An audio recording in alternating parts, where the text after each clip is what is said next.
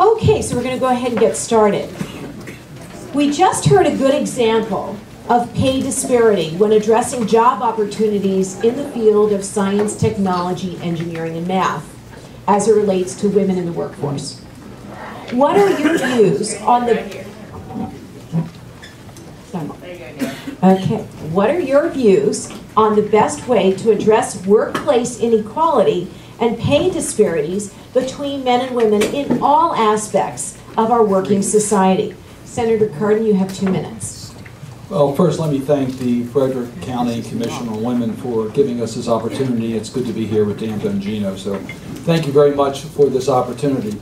The first thing we need to have are enforceable laws, and that's why I was pleased to be a strong supporter of the Lilly Ledbetter Pay Equity Act, and we got that enacted despite the opposition from the Republicans. We were able to get that done.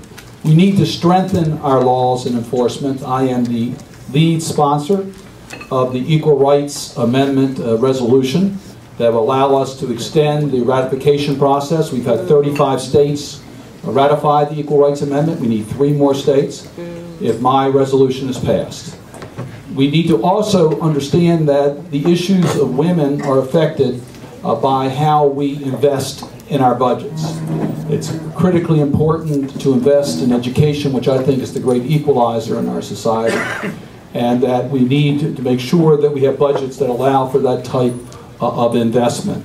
I think it's also important that we deal with safety. The Violence Against Women's Act needs to be reauthorized. Once again, the Republicans have blocked our efforts to ratify the Violence Against Women's Act. And lastly, let me mention the fact of single parents. It was brought to my attention about their plight on dental care. And with the tragic death of the Monty driver in Prince George's County, a single mom told us of her difficulty in getting health care for her child. As a result, I took the leadership to get enacted in our nation to provide dental benefits for all of our children. I think it's that type of sensitivity that we need. I know we're going to get to some other questions, but pay equity, fairness requires not only good laws, but enforceable laws, and I'm proud to have been on the right side of those issues. Okay. Thank you. Thank you, Senator. Mr. Bongino. Well, thank you again for having me. I appreciate it. Thank you for everyone for coming out on this dreary day today. It's even tougher in a suit when you're getting wet, so thank you very much.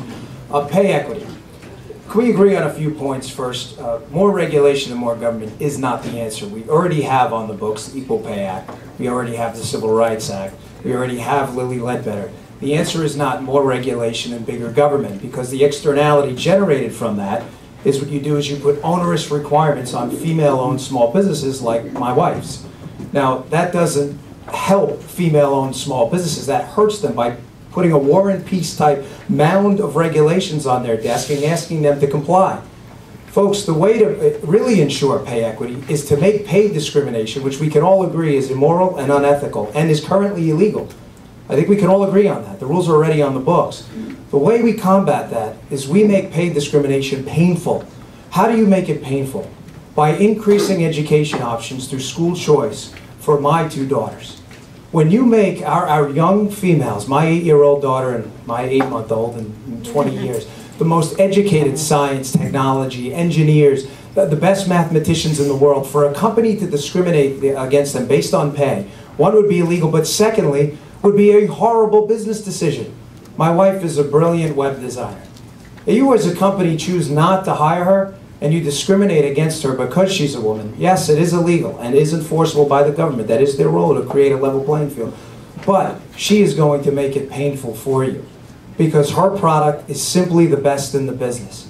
So education is the answer long term. Short term, of course, there is a government role in leveling that playing field, but long term, again, we must make discrimination in any form painful. And when we look at things like school choice, for those inner city kids, those minority women in Baltimore City who have no access to the American dream you and I have, that's the problem. They deserve the same shot you and I got growing up. So thank you.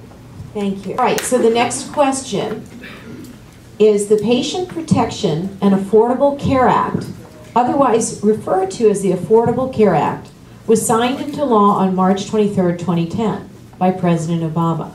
Please share your position regarding the impact this law is having or will have on women and children. And we'll start with Mr. Parsons on behalf or representing Representative Van Hollen. Sure. Obamacare. I am the only Senate candidate in this race who's making an ironclad promise to you to repeal this disastrous piece of legislation. Folks, I have to ask you a very simple question. Why are you so eager to trade the bad insurance company practices we can escape from and make them fiercely compete against each other for a government you can never, ever escape from? Ever. Do you believe that the creation of IPAB, the Independent Payments Advisory Board, 15 geniuses who are going to manage to price every single medical procedure in the country at some point, they're doing it through the Medicare route, have magically figured out how to control costs and are there to give you control over your healthcare system? Have you ever asked yourself why they did this? It's them anointing themselves overseers over your life.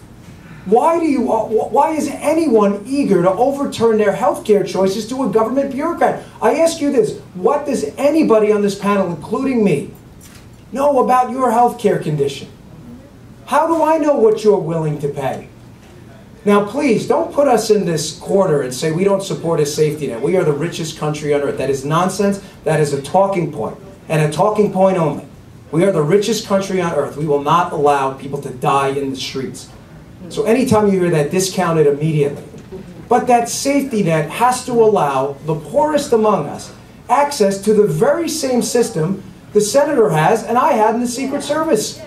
Why not? That's the Republican plan. And you may say to yourself, well, choices. Well, you may not like choices. But the bottom line is some people don't care what you think. They want choices in their healthcare system and stop imposing it on everybody else. We want choices and we want access as well, and that is our plan. Thank you.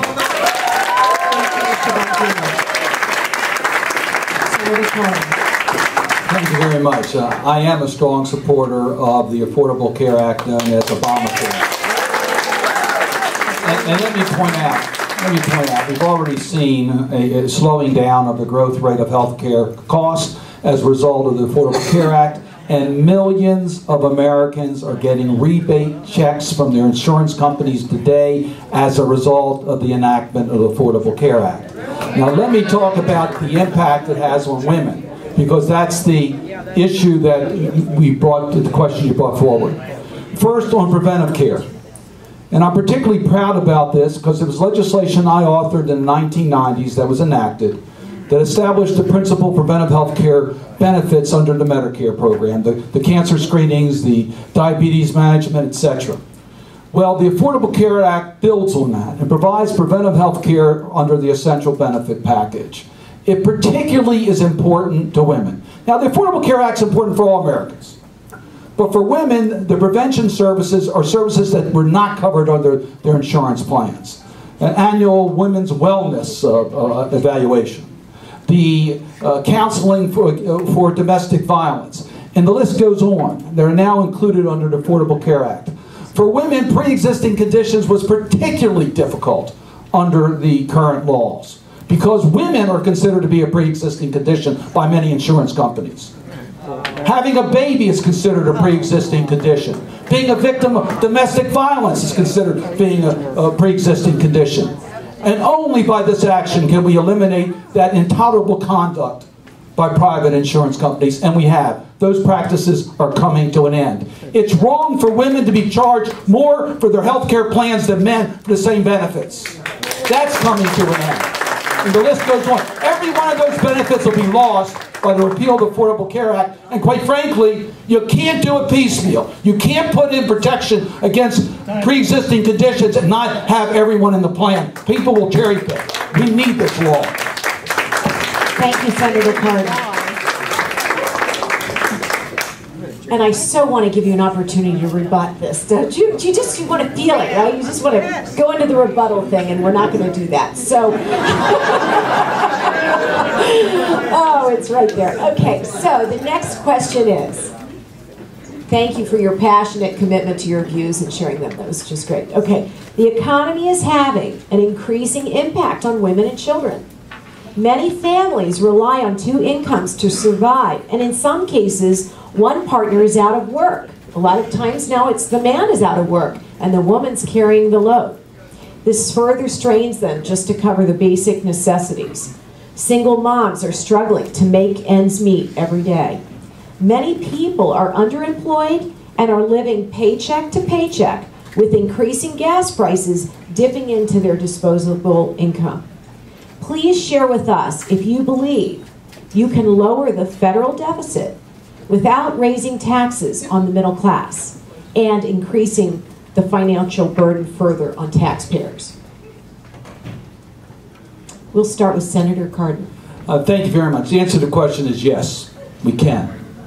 And we need to continue the path we've already started.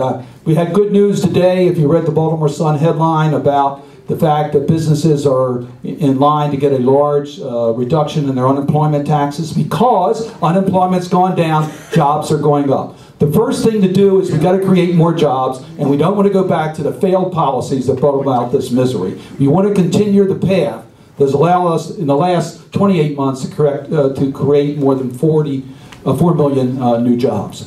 We need to do this on the deficit on a balanced bipartisan approach. That's the way we need to balance our federal budget and allow the middle income families to continue to have the job growth that we need. How do you do that?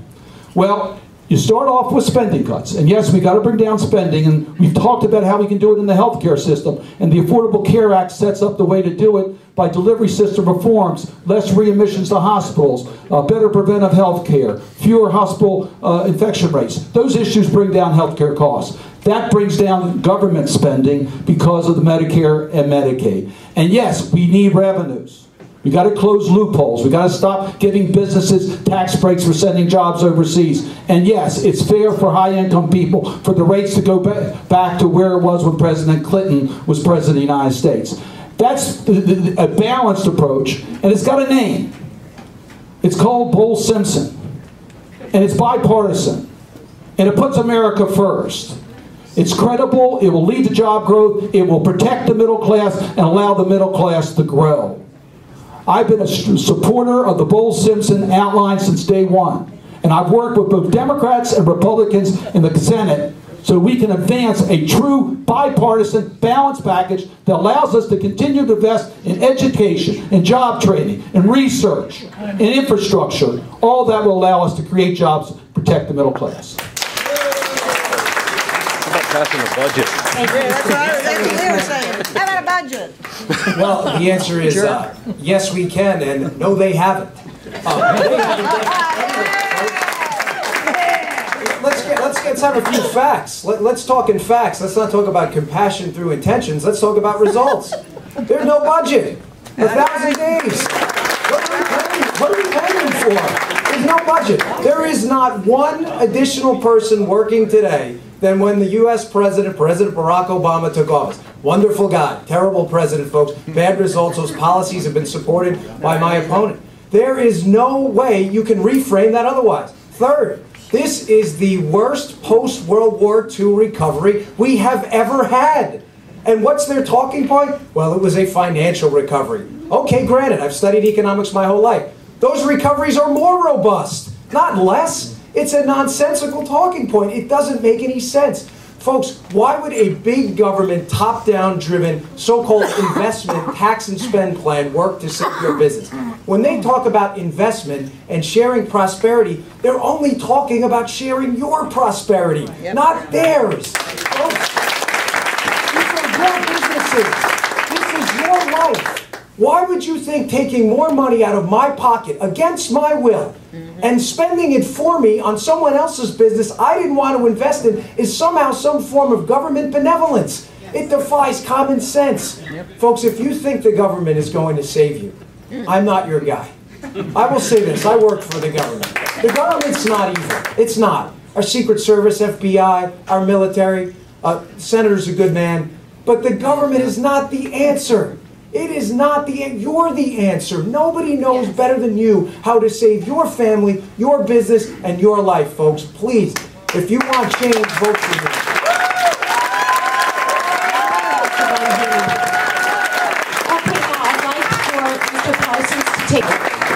I'd like to second Mr. Parsons. Thank you to the candidates, and thank you to Senator Cardin. He is a class act. We've been quite friendly outside. It's just a political disagreement, folks, that's all. He is a gentleman. But it is a strict political disagreement, and it's a disagreement on this. Folks, my wife and I took an enormous financial sacrifice to engage in this. I resigned my position to do it. I'm not asking for anybody's sympathy. This is the U.S. Senate. It's not a game. But ladies and gentlemen, we're not writing a book, and we're not writing a movie script. This election is the pivotal moment of your lifetime. Our fight right now begins November 6th. Your very economic freedom, your health care freedom, and the future of our education system are at stake. I could not say that in some of the Clinton elections. I could not say that reading about the JFK years. That Democratic Party is gone. Folks, please, I beg of you, please look and think about this. Do not cede any more ground, cede no more of your money, cede no more of your healthcare decisions, and no more of your education system to a growing government that is absolutely careless with your money and has absolutely no compassion for you. It's only through intentions, not results. If you want an outsider to shake up this system, to give you an ironclad promise for real change, not talk, then I'm your guy. Thank you for coming out. Thank you. Thank you.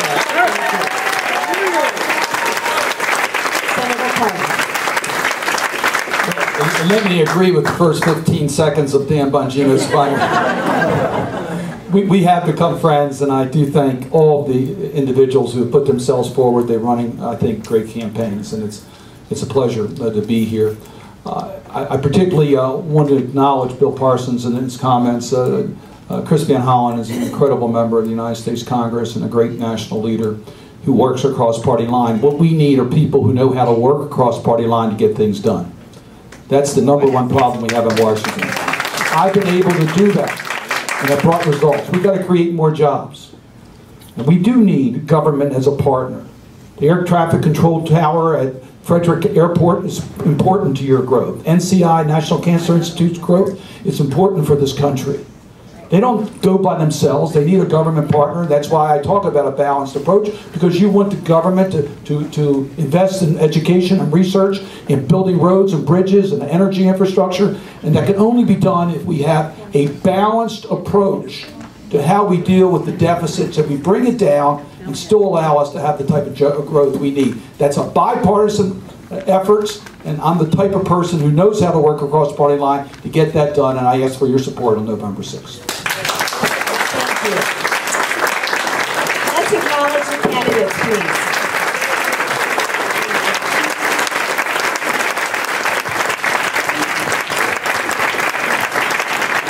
This concludes our afternoon. Thank you for your patience and your participation. It's been a wonderful event. On behalf of the Commission for Women and President Sharon Dobson, thank you so much for being here, and have a good day.